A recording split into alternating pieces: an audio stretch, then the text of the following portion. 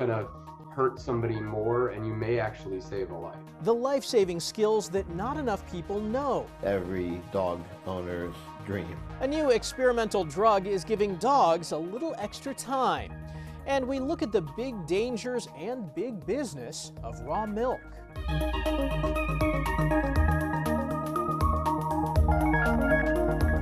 Welcome to Eye on Health, where we focus on stories that affect your physical and mental well-being. I'm Michael George. We begin with the massive polio vaccination campaign underway in Gaza. The goal is to reach 640,000 kids under the age of 10. After receiving a dose, they have their pinky painted purple, the traditional mark for someone vaccinated against the virus. The undertaking comes after a 10-month-old baby was left partially paralyzed after contracting polio in the war-torn region. That was Gaza's first confirmed case in 25 years. Before the conflict, the vaccination rate in Palestine and Gaza was over 99%. Dr. Nana Bala is a medical team leader with Doctors Without Borders. She says families there understand the danger that comes with gathering in large groups to receive the vaccine, but they know it's worth it. They are all just trying to live and survive, and they understand what would happen if they do not vaccinate their children. Israel and Hamas agreed to a series of localized pauses that last for 9 hours a day. Dr. Bala says it's all hands on deck to make the most of it. Pretty much all of the humanitarian NGOs are participating in this at all health centers, shelters, hospitals, medical points. The World Health Organization says at least 90% of children in Gaza need to be vaccinated in order for the campaign to be considered a success. U.S. health officials are warning that cases of mosquito-borne diseases are on the rise this year, especially in the Northeast. A 41-year-old New Hampshire man died after an infection with Eastern equine encephalitis, while another was infected with 3 separate viruses from a single bite. Several Massachusetts towns are facing critical or high-risk levels of triple E, and it's recommended people take precautions. You see, there are no vaccines against these diseases. So particularly here in the United States, if you go out now, please use insect repellent. Try to avoid going out early in the morning and in the evening. That's where many mosquitoes tend to bite more frequently. And go around your neighborhood and check out standing water, even in small amounts, because that's where mosquitoes can breed. Hotter temperatures, more severe weather events, and even piles of plastic trash are creating better environments for mosquitoes to thrive. A 2023 study by the nonprofit Climate Central found that 173 locations across the U.S. have seen an increase in the number of mosquito days. The average is 16 days, but some areas have jumped an extra 28 days or more. A poll out earlier this year from the American Psychiatric Association found 73% of adults say the 2024 election is making them particularly anxious. With Election Day still weeks away, the political noise is only going to grow as we get closer to November 5th. We have a natural tendency to want to feel in control, and the elections can undermine that feeling of control. Cleveland Clinic psychologist Dr. Susan Albers says it's important to recognize the sources of the stress and then impose limits and unplug. Social media ads and blogs are often designed to trigger strong emotions and controversy. The more you scroll and comment, it's likely that this is going to trigger high levels of anxiety and stress. In 2016, one psychologist coined the term election stress disorder. While not an official diagnosis, it's when people experience high levels of stress and anxiety related to politics. With children back in school, there's growing concern over low vaccination rates for diseases like measles, whooping cough, and more. CBS News medical contributor Dr. Celine Gounder looks into a plan by the CDC to boost those numbers. I got boys jump. No tears from Fort Worth, Texas kindergartner Emerly Soria getting her required vaccines with her dad and little brother. She was behind on her vaccination schedule by 1 year, so we had to get all taken care of.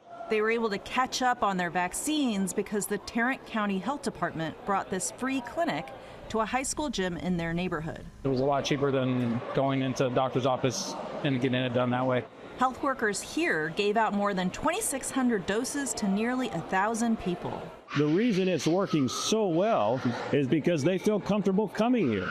It's a school that they know, and it's a place that is familiar to them. But as children head back to school, parents filing for vaccine exemptions have gone up to about 3% since the pandemic. That makes communities more susceptible to diseases like measles, one of the most contagious viruses. We see pockets in communities where that vaccination level is lower. So we want to really think about the unique barriers that might be present in those communities. We've seen a rise in measles as well as now pertussis or whooping cough cases.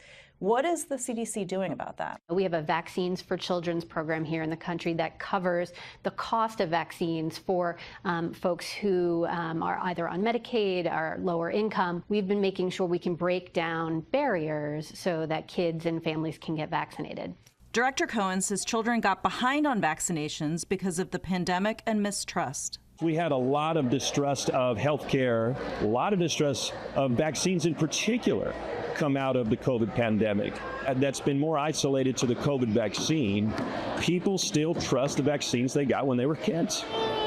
Meeting families like the Sorias in their community will help children like Emerly get ready for school with lollipops, Band-Aids, and protection from preventable diseases. Dr. Celine Gounder, CBS News, Atlanta. If you witnessed a medical emergency, would you be prepared to jump in and help? A survey from the Ohio State University Wexner Medical Center finds for many of us that answer is no. We take a look at the skills doctors say everyone should have and talk to one man whose life was saved because of them. Jack Gibbons takes his heart medication and exercises as part of his rehabilitation program. The 61-year-old high school teacher collapsed in cardiac arrest at work and says his colleagues helped save his life. If I hadn't had people around me that knew how to do that and did not know the procedure, you and I wouldn't be talking today. A new survey from Ohio State University Wexner Medical Center finds most Americans aren't as prepared to jump in. Just 51% of respondents say they could do hands-only CPR. 49% say they could stop a life-threatening bleed. And about 56% could help a choking victim. At 100 per minute, to the tune of staying alive. Emergency physician Dr. Nicholas Kaman is concerned those numbers are actually lower. If only 50% of people would feel comfortable doing that on a survey, that number might even be less when actually they're presented with that type of patient. It is an in and up. Classes like this one train people on the Heimlich maneuvers, CPR, and how to stop a bleed. Skills Dr. Kaman says everyone should learn. Are you okay? And don't let fear stop you. Time is of the essence. You're not going to hurt somebody more, and you may actually save a life. Gibbons says his school had emergency responses in place and his colleagues were trained, something he encourages every organization to provide. Tell them how important it is. It's like an insurance policy. You hope you never have to use it. Gibbons says he's grateful those life-saving skills were put into action. Coming up, the health problems that come from drinking raw milk. And we talk to a leading researcher about concussions and CTE in football.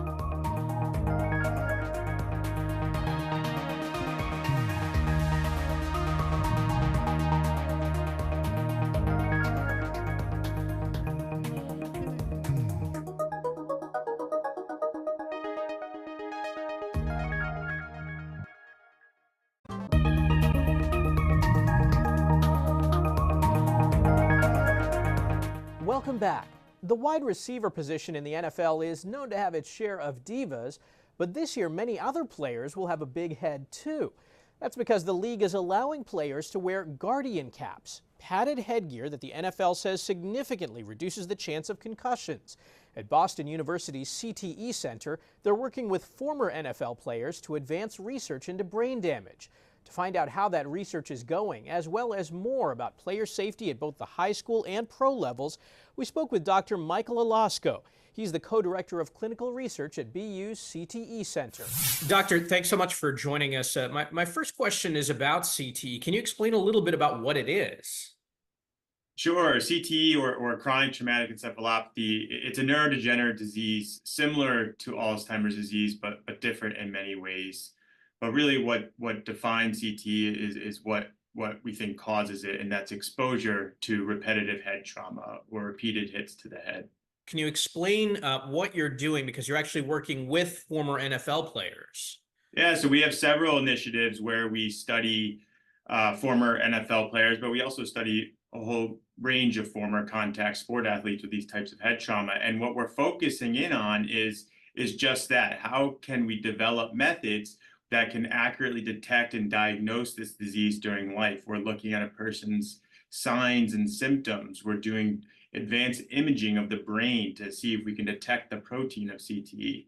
So these are all research efforts ongoing that we hope will yield a lot of promise in the future. What's the next step for your research as you continue to look into this?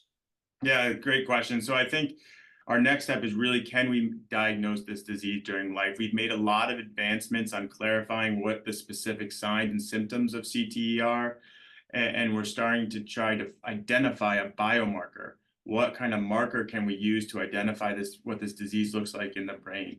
Because ultimately, once we can diagnose this disease accurately during life, and we're getting closer, and then we're going to be able to move towards a point where we can really do treatment trials. And that's what it's all about. How can we help people? How can we treat them? How can we make their life and their family lives better? We're seeing these new helmets that have been designed in use in the NFL. Do we know, do these softer helmets work? So there's been data that show that these softer helmets or Guardian caps do prevent or do help reduce rates of concussion. Now, that data is not published, so I think we have to be careful with that. But yes, we do see that it seems to be effective. But I want to make an important point that we're talking about concussion there. CTE is repetitive head impact. So think about the thousands of hits to someone's head over the course of their lifetime, which is different. We don't think CTE is a result, or we know it's not a result of one or even two concussions. You know, a lot of parents out there have been hearing about CTE. They have kids that play football. What should they know? Should they be mindful of this when they are thinking about their kids playing football? Yeah, there's a couple of important points here. So one, what we know most about CTE is that it's about the number and the magnitude of hits. And we all know that these sports bring a lot of great benefits, physical, social benefits, but we need to think about ways to mitigate that risk. And one of those ways is to reduce your exposure. So play tackle football is one option. Delay when you start to tackle. Otherwise, then we're in the boat of education, right? Parents need to read on this. They need to visit websites like the CDC, like the Concussion Legacy Foundation, to understand what the signs and symptoms of a concussion are. What is the association between these tackle football and CTE, and have that conversation with the family and inclusive of the children so they're aware of the risks as well. Well, we appreciate you taking the time. Thanks so much for talking with us. Thanks for having me. I appreciate it. There's a growing movement of social media influencers promoting raw or unpasteurized milk. It's coincided with a recent spike in sales across the country, with more than half of U.S. states giving farmers the power to sell raw milk direct to customers. As Chanel Call reports, it's good for business, but carries serious health risks. On this dairy farm in Harrington, Delaware, We take a clean towel off of the T ends. Stephanie Knutson is busy milking her cows. So the cows are milked twice a day. This milk gets pasteurized and sold at grocery stores across the country. We're milking her into this bucket milker down here. But come January, Knutson hopes to sell it raw. We have always drank raw milk and that we produce on the farm. I'm a big proponent of this being regulated. People are having a hard time. And regulation could soon be coming as Delaware considers legalizing the sale of raw milk amid a recent and growing movement online. I drink raw cream in my coffee every morning. Raw farm dairy. If I'm going to do milk, it's going to be raw milk that I get at the farmer's market. Celebrities, influencers, even some politicians are endorsing raw milk that has not been pasteurized or boiled to kill dangerous germs. So we asked CBS News medical contributor Dr. Celine Gounder to weigh in. There is no nutritional benefit from drinking raw milk. People like the idea of it. Maybe they think it tastes better. Maybe they think it's, quote, more natural. But it's really no more natural than drinking water that has not been treated. And all that bacteria can lead to health problems. E. coli, Campylobacter, Salmonella, these can give you fever, abdominal pain, diarrhea, kidney failure.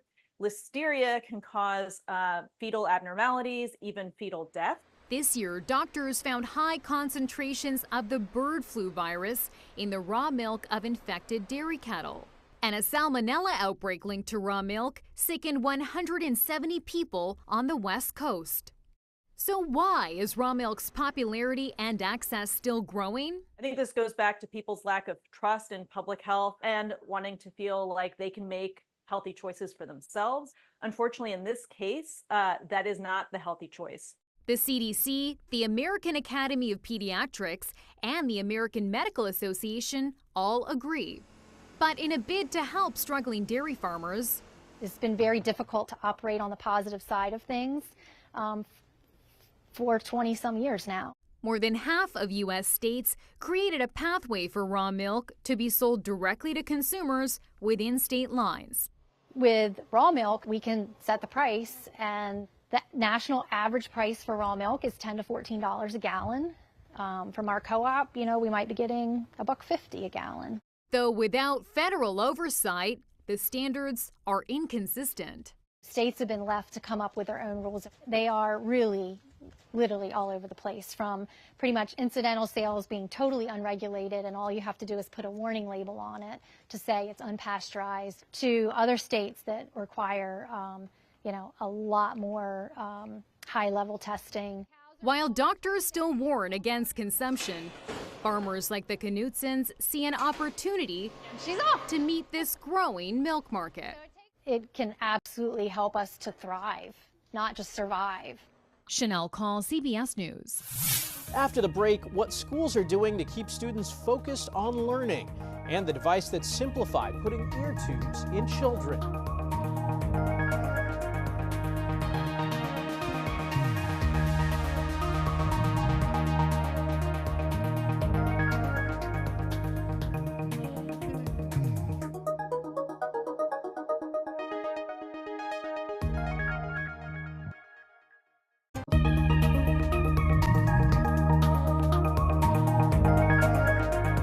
Welcome back. An issue many kids face inside their schools, nomophobia. It's a term coined in 2008 and means a fear or anxiety of not having your smartphone nearby. In an effort to keep students focused on learning, at least 12 states have passed laws, issued orders, or adopted rules to limit phone use during school hours. Danya Backus looks at why some health experts say phones should be absent from schools altogether. In classrooms across the country, cell phones seem as prevalent as book bags and pencils. But in states from Arizona, it's become the heroin of our time, to South Carolina, it just has to be turned off and put away. Educators and lawmakers are cracking down on the devices, restricting or even banning them in schools. I had very difficult interactions with students who answered phones in the middle of class, who didn't want to put them away. There are these TikTok and Instagram trends that become very, very disruptive. Spending time on the phone scrolling during a classroom activity or a learning session, it really negates the children's ability to absorb that information or learn that information. Dr. John Pasatini is a child psychologist and director at UCLA's Child Anxiety Resistance Education and Support Center.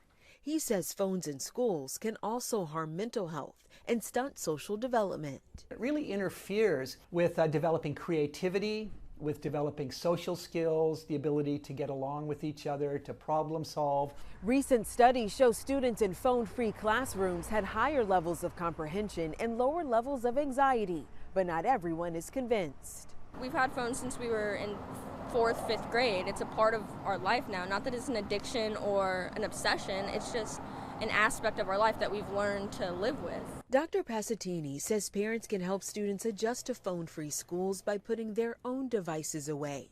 He suggests parents, teachers, and students work together to create a healthy and supportive learning environment. Danya Backus, CBS News, Los Angeles. About 1 million children need ear tube surgery every year, with about a third eventually requiring more than one set of tubes.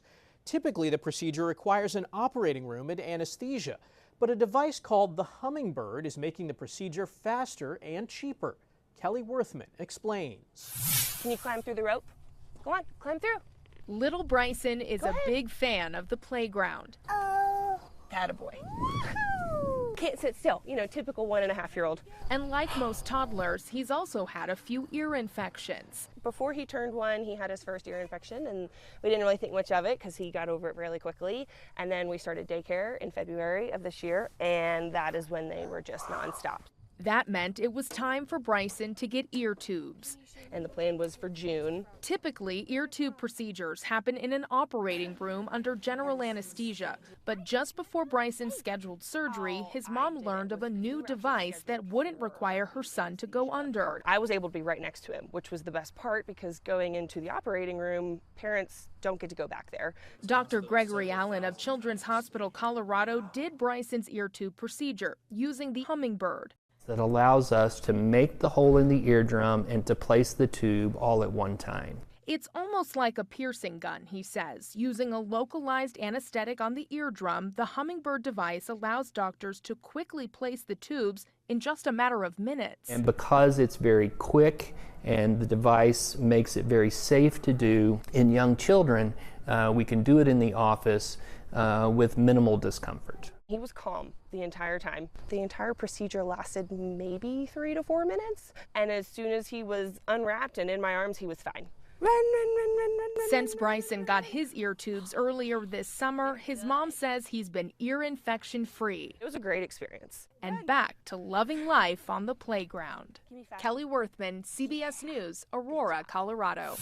Helping dogs live longer, better lives. That's the aim of a new experimental drug. It's a pill that's designed to slow down the aging process so man's best friend can be with us a little longer. Stephanie Stahl has details.